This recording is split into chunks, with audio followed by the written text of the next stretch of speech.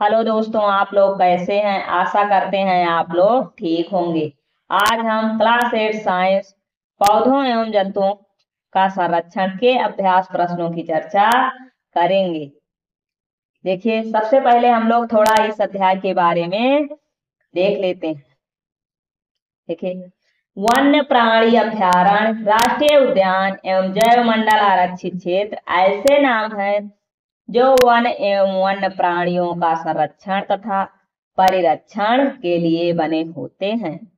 ठीक है, ये सब ऐसे नाम है: वन्य प्राणी अभ्यारण्य, राष्ट्रीय उद्यान, जैव मंडल आरक्षित क्षेत्र। ठीक है, ये सब ऐसे नाम है जो वन एवं वन्य प्राणियों का संरक्षण, ठीक है, वन, ठीक है, वन जिसे कहते हैं जंगल।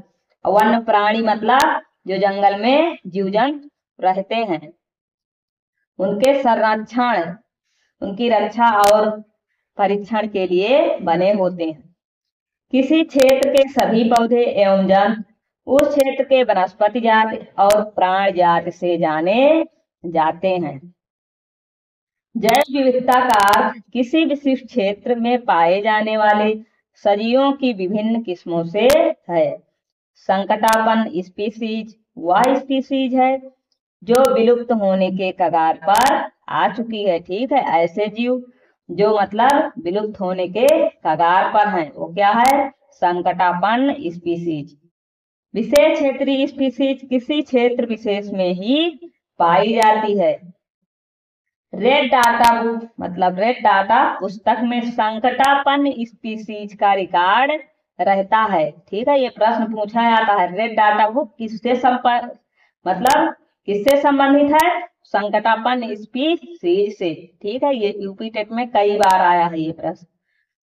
प्रवास वह परिघटना है जिसमें किसी स्पीसीज का अपने आवास से किसी अन्य आवास में हर वर्ष की विशेष अवधि में विशेषकर प्रजनन के लिए चलन होता है। पुनर्वनरोपण नष्ट किए गए वनों को पुनः स्थापित करने के लिए रोपण करना है। पुनर्वनरोपण क्या है? जैसे जो वन कट गए हैं वहां पर दोबारा से वन का निर्माण, मतलब वन को लगाया जाए, पौधों को लगाया जाए। अगला देखिए, हमें वृक्ष ऊर्जा और पानी की बचत के लिए कागज की बचत, पुनः उपयोग और पुनः चक्रण करना चाहिए। ठीक है, कागज के लिए क्या करना चाहिए? कागज का पुनः उपयोग और पुनर्चक्रण करना चाहिए। आगे देखिए, अभ्यास देखिए।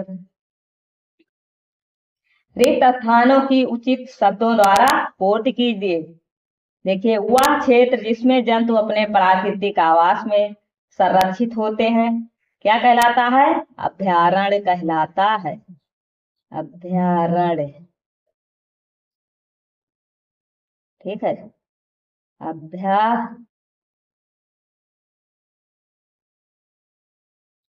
यहाँ देखिए क्या कहलाता है? अभ्यारण्य। अभ्यारण्य, ठीक है। किसी क्षेत्र विशेष में पाई जाने वाली स्पीसीज क्या कहलाती है? विशेष क्षेत्रीय स्पीसीज। क्या कहलाती है? विशेष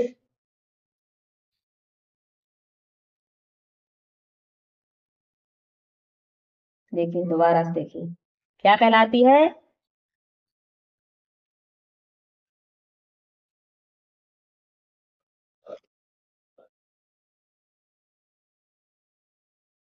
विशेष क्षेत्रीय स्पीसीज।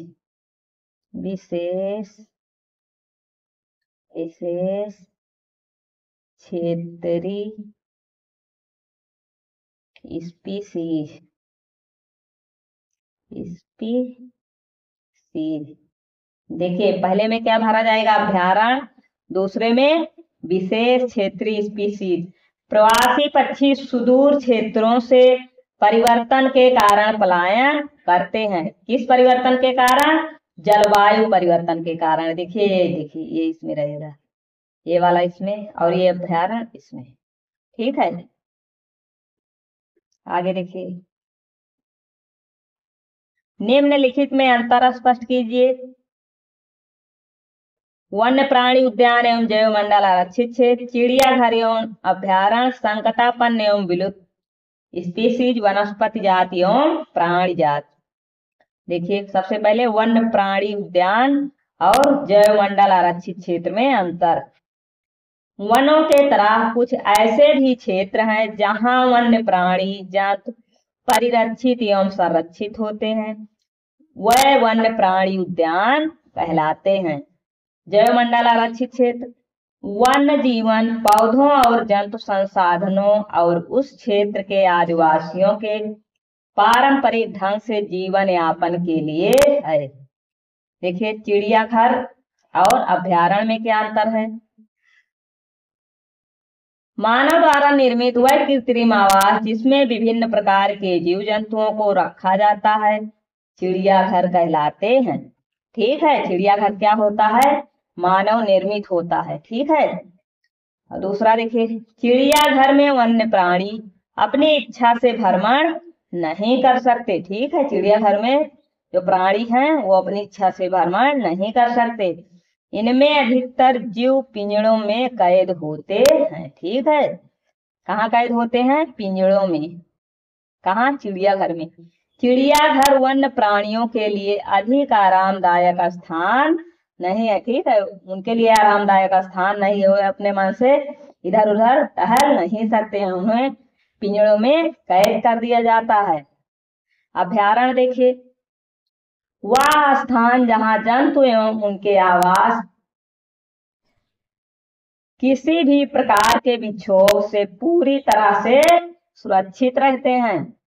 अभ्यारण्य जंतुओं को एक प्राकृतिक आवास प्रदान कराते हैं जिसमें कोई भी जीव अपनी इच्छा से भ्रमण कर सकता है। देखिए, इसमें अपनी इच्छा से भ्रमण नहीं कर सकता और अभ्यारण्य में अपनी इच्छा से भ्रमण कर सकता है। इसमें जीव किसी प्रकार की कैद में नहीं होता।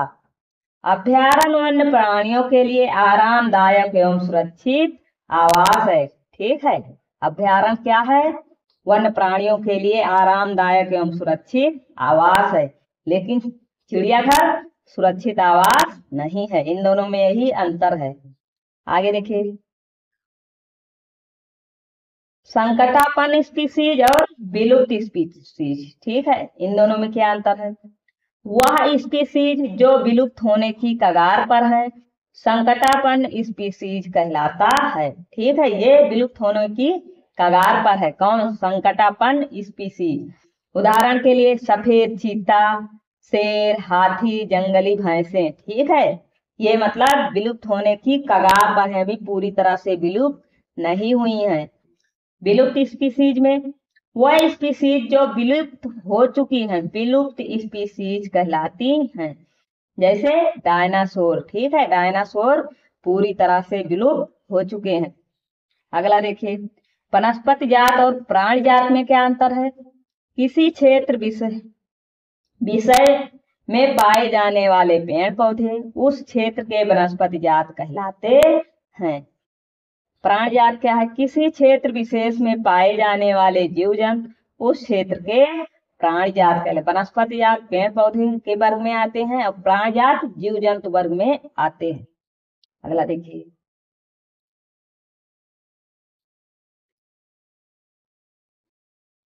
देखिए, वनोन्मूलन का निम्न पर क्या प्रभाव पड़ता है, चर्चा कीजिए। वन्य प्राणी पर गांव या ग्रामीण क्षेत्र, पृथ्वी, पर्यावरण, शहर या शहरी क्षेत्र, अगली पीढ़ी। ठीक है, एक एक की चर्चा करते हैं। देखिए, पहला वन्य प्राणी।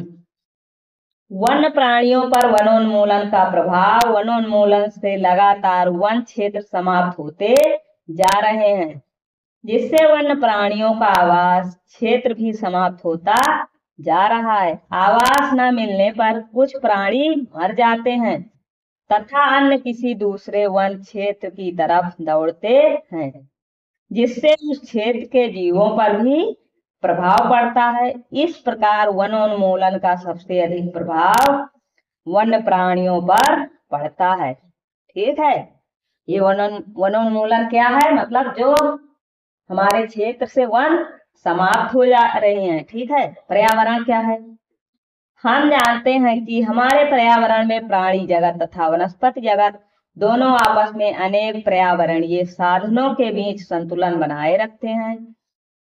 ठीक है, हम जानते हैं कि हमारे पर्यावरण में प्राणी जगत और वनस्पति जगत दोनों आपस में अनेक मतलब विभिन्न प्रकार के पर्यावरणीय साधनों के बीच संतुलन बनाए रखते हैं।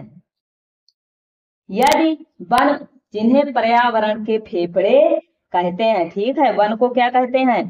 पर्यावरण के फेफड़ा। ठीक है, पर्यावरण का फेफड़ा क्या है? वन। काट दिए जाएंगे तो पर्यावरण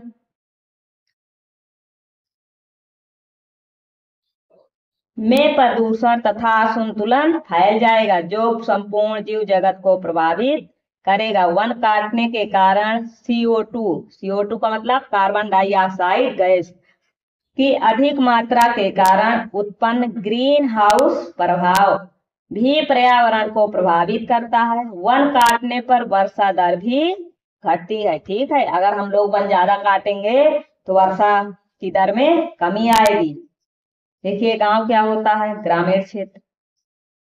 हम जानते हैं कि ग्रामीण लोग, जिनके गांव वनों के समीप हैं, अपनी जीविका के लिए तथा अनेक दैनिक जरूरतों के लिए वनों पर निर्भर रहते हैं। अतः यदि वन काट दिए जाएंगे तो इन लोगों का जीवन बहुत अधिक प्रभावित होगा। इसके साथ साथ वन काटने पर फैला पर्यावरण प्रदूषण तथा असंतुलन ग्रामीण तथा शहरी दोनों क्षेत्रों को प्रभावित करता है। आगे देखिए, शहरी क्षेत्र को कैसे प्रभावित करता है वन? शहरी क्षेत्रों में चलने वाले उद्योगों तथा फैक्ट्रियों में वनों से प्राप्त कई प्रकार के कच्चे पदार्थों का प्रयोग किया जाता है।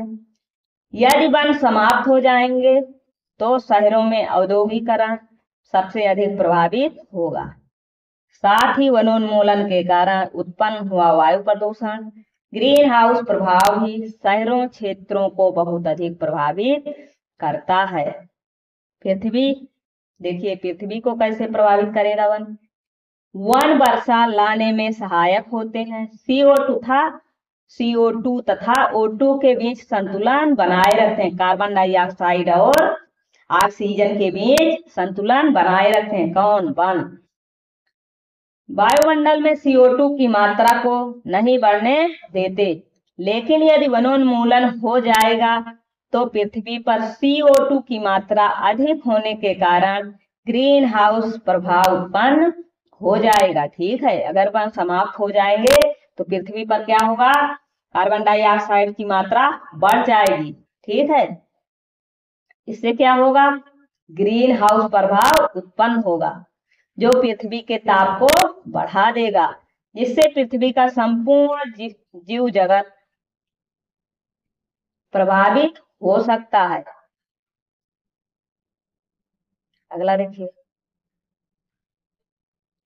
अगली पीढ़ी मतलब अगली पीढ़ी से कैसे प्रभावित होगी वन से? हम जानते हैं कि वन हमारे प्राकृतिक संसाधनों में से एक है। हमारा यह कर्तव्य बनता है कि हम प्राकृतिक धरोहर को अगली पीढ़ी के लिए बनाकर रखें, अन्यथा हमारी अगली पीढ़ी से वंचित रह जाएगी और उन्हें वनोन्मूलन से उत्पन्न हुई सभी परेशानियों से गुजरना पड़ेगा। अगला देखिए, क्या होगा? ठीक है, हम वृक्षों की कटाई करते रहें, किसी जंतु का आवास बाधित हो, मिट्टी की ऊपरी परत अनावरित हो जाए, देखिए क्या होगा? एक एक करके देखते हैं। हमें वृक्षों की कटाई अगर लगातार इसी दर से करते रहे, हम वृक्षों की कटाई अगर लगातार इसी दर से करते रहेंगे तो कुछ समय पश्चात हमारे अधिकतर वन क्षेत्र समाप्त हो जाएंगे। वनोन्मूलन में पृथ्वी पर ताप एवं प्रदूषण के स्तर में वृद्धि होती है। इससे भौम जल स्तर भी नीचे गिर जाता है। वनोन्मूलन से वायुमंडल में कार्बन डाइऑक्साइड की मात्रा भी बढ़ती है, जिससे प्राकृतिक संतुलन भी प्रभावित होता है। यदि वनों की कटाई अनवरत चलती रही तो वर्षा एवं भूमि की उर्वरता में कमी आ जाएगी। इसके अलावा सूखे तथा बाढ़ जैसी प्राकृतिक आपदाओं की संभावनाएं भी बढ़ जाएंगी। ख नंबर देखिए, यदि किसी जंतु का आवास बाधित होता है तो उस जंतु के अस्तित्व के लिए सबसे बड़ा खतरा पैदा करता है। यदि मिट्टी की ऊपरी परत अनावरित हो जाएगी तो मिट्टी की परत हटने से उसके नीचे की कठोर चट्टानें दिखाई देने लगेंगी। इससे मृदा में ह्यूमस की मात्रा में कमी होती है तथा इसकी उर्वरक शक्ति भी अपेक्षाकृत कम होती है। धीरे धीरे उर्वर भूमि मरुस्थल में बदलनी शुरू हो जाती है। यह मरुस्थलीकरण कहलाता है। ठीक है, अगर मतलब जमीन के ऊपर मतलब भूमि के ऊपर की ऊपरी परत को हटा दिया जाए तो नीचे क्या होगा, कठोर चट्टानें दिखाई देंगी और ह्यूमस की मात्रा में कमी आएगी, जिससे भूमि की उर्वरकता शक्ति जो है कम हो जाएगी। अगला देखिए, संक्षेप में उत्तर दीजिए।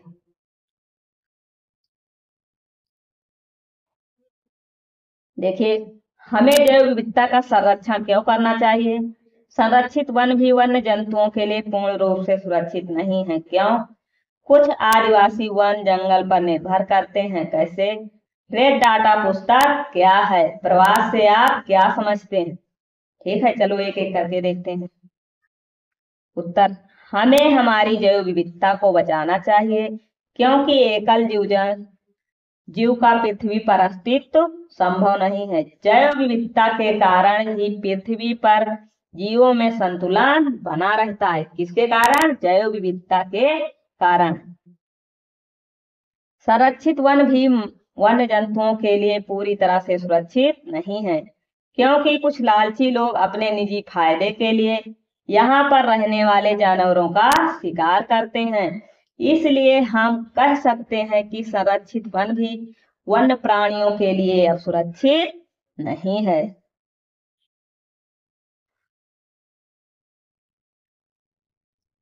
अगला नंबर देखिए, आदिवासी लोग वनों में या तो वन के निकट रहने वाले लोग रहते हैं।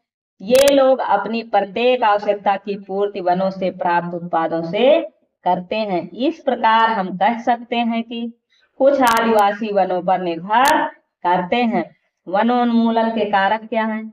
वनोन्मूलन का अर्थ है वनों को समाप्त करने पर प्राप्त भूमि का अन्य कार्यों के लिए उपयोग करना। ठीक है, अगर वन को काट दिया जाए, वहां घर बना लिया जाए, स्कूल का निर्माण कर दिया जाए, ठीक है, यही क्या है? वनोन्मूलन है। वनोन्मूलन के निम्नलिखित कारक हैं।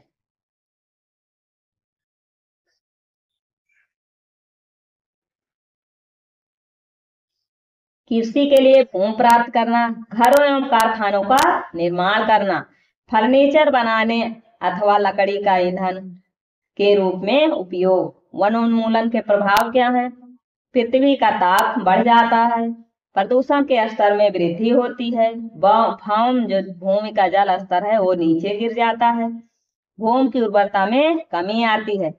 इसके कारण बाढ़ तथा सूखे जैसी प्राकृतिक आपदाओं की संभावनाएं बढ़ जाती हैं। अगला देखिए, रेड डाटा बुक क्या है? रेड डाटा पुस्तक वह पुस्तक है जिसमें सभी संकटापन्न स्पीसीज का रिकॉर्ड रखा जाता है। पौधों, जंतुओं और अन्य स्पीसीज के लिए अलग अलग रेड डाटा पुस्तक है। प्रवास वह परिघटना है जिसमें किसी स्पीसीज का अपने आवास से किसी अन्य आवास में हर वर्ष की विशेष अवधि में विशेष प्रजनन हेतु चलन होता है। अगला प्रश्न देखिए, फैक्ट्रियों एवं आवास की मांग की आपूर्ति हेतु वनों की अनवरत कटाई हो रही है। क्या इन परियोजनाओं के लिए वृक्षों की कटाई न्याय संगत है? इस पर चर्चा कीजिए तथा एक संक्षिप्त रिपोर्ट तैयार कीजिए।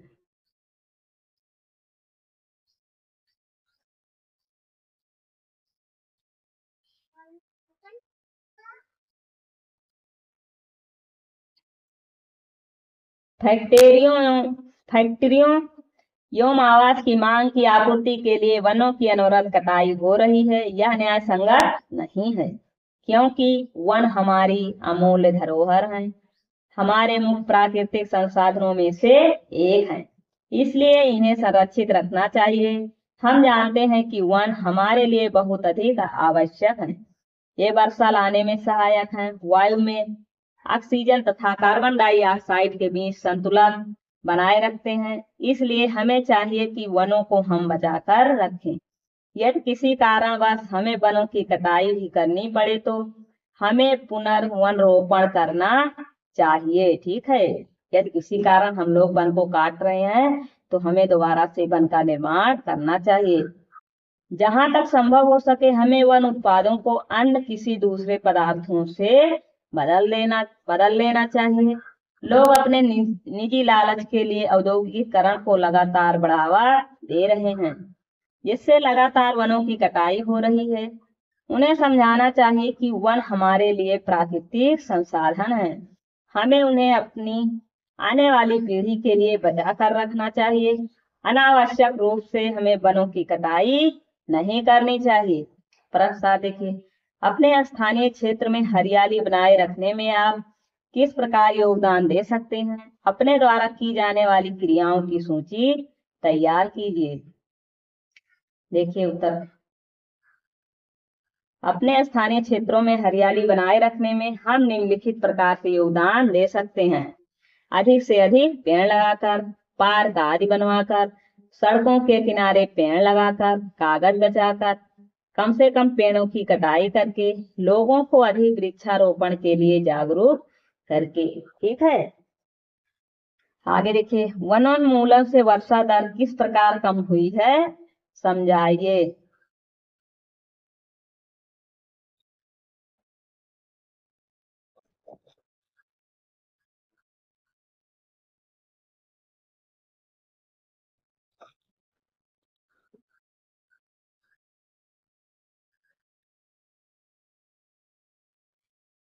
देखिए, वनों के विनाश के कारण कार्बन डाइऑक्साइड गैस के उपयोग में कमी आई है, जिससे वायुमंडल में इसकी मात्रा बढ़ गई है, क्योंकि CO2 पृथ्वी द्वारा उत्सर्जित उष्मीय विकिरणों को अवशोषित कर लेती है। अतः इसकी कम मात्रा के परिणाम स्वरूप विश्व उष्णन हो रहा है।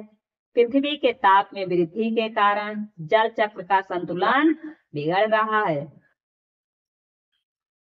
जिससे वर्षा दर में कमी हुई है। अपने राज्य के देखिए अगला प्रश्न क्या है, अपने राज्य के राष्ट्रीय उद्यानों के विषय में सूचना एकत्र कीजिए। भारत के रेखा मानचित्र में उनकी स्थिति दर्शाइए। ठीक है, इसको आप लोग करिएगा। आगे देखिए प्रश्न 10,